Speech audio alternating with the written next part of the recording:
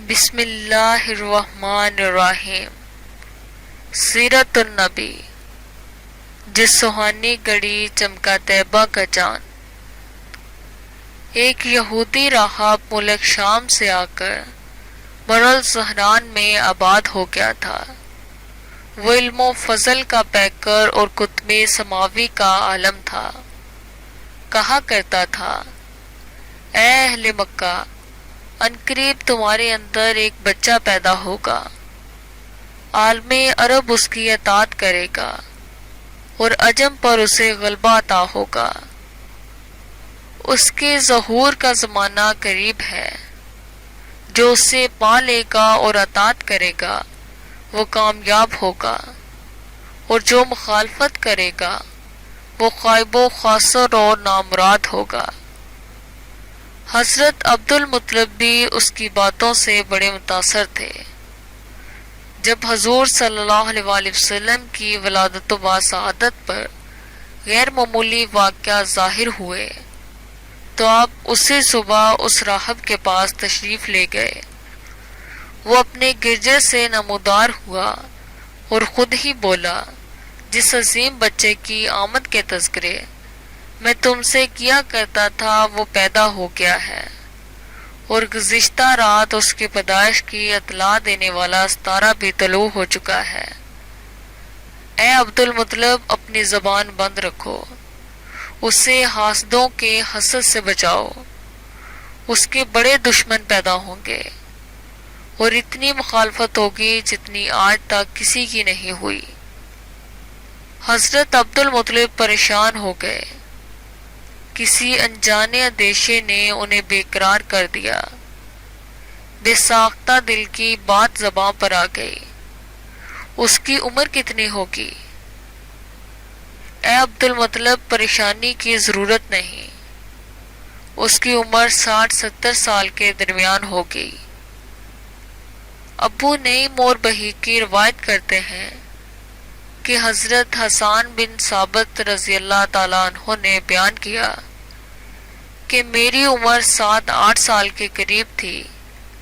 میں کہی سنی بات کو سمجھتا تھا۔ اس صبح میں نے ایک یہودی کو سنا، وہ ایک ٹیلے پر کھڑا زور زور سے چیخ رہا تھا کہ آج جماعت یہودہ بڑی اہم خبر ہے، جمع ہو جاؤ۔ جب ہجوم ہو گیا تو ہانپتے ہوئے بولا، ستارہ احمد طلوع ہو گیا ہے اور وہ نبی آج رات پیدا ہو گئے ہیں جن کی ولادت کا سب کو انتظار تھا۔ امام حاکم حضرت عائشہ رضی اللہ تعالیٰ عنہا سے روایت کرتے ہیں کہ مکہ میں ایک یہودی رہتا تھا۔ ولادت کی رات وہ اپنے مسکن سے باہر آیا، قریش کے ہاں آ کر رک گیا اور پوچھا، کیا آج رات تمہارے ہاں کوئی بچہ متولد ہوا ہے؟ حاضرین نے لا علمی کا اظہار کیا۔ وہ بولا، میری بات غور سے سنو، آج کی رات اس آخری امت کا نبی پیدا ہو گیا ہے، اور اے قبیلہ قریش، وہ تمہیں میں سے ہے۔ اس کے کندھے پر مہر نبوت ہے۔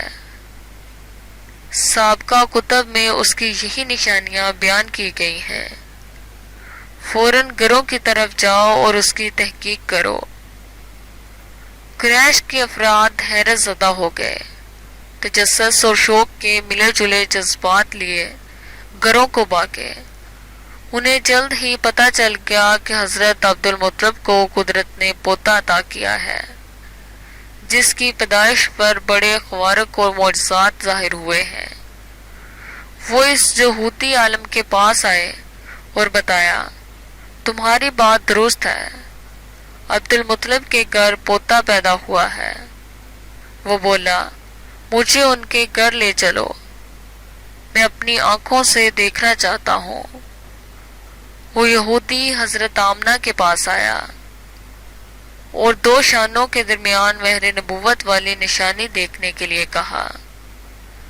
جب یہودی نے مہر نبوت کی نشانی دیکھی تو بے ہوش اور بدحواس ہو گیا۔ اس کی زبان سے بے ساختہ یہ کلمات نکل گئے: خدا کی قسم، بنی اسرائیل کے گھر سے نبوت رخصت ہو گئی۔ اے قریش، تمہیں نئی زندگی مبارک ہو۔ اس کے ذریعے تم ایسا غلبہ و اقتدار حاصل کرو گے کہ مشرق و مغرب میں اس کا شہرہ ہو جائے گا۔ اس سے یعقوب بن سفیان نے اسناد حسن کے ساتھ روایت کیا ہے، اور اس کا بیان فتح الباری میں امام مسقلانی نے بھی کیا ہے۔ ان حیرت انگیز اور معجز نما واقعات کے علاوہ ولادت سعادت کی پورے عرب میں فوری دھوم اور شہرت کی ایک ظاہری وجہ یہ بھی تھی کہ اس سال اہل عرب اور قریش طریق کی سخت ترین قحط اور افلاس میں مبتلا تھے۔ حضور صلی اللہ علیہ وآلہ وسلم کی ولادت و باسعادت کے ساتھ ہی ملک کی تقدیر بدل گئی، تمام سختیاں اور کلفتیں دور ہو گئیں، ویران زمینوں پر بہار آ گئی، ہر طرف سبزہ لہرانے لگا اور اناج سے کھیت کھلیان بھر گئے۔ اس لیے اس سال کا نام ہی فتح و مسرت کا سال پڑ گیا، کیونکہ اس سے پہلے بنو قریش ہوش اڑا دینے والے قحط اور تنگی کا شکار تھے۔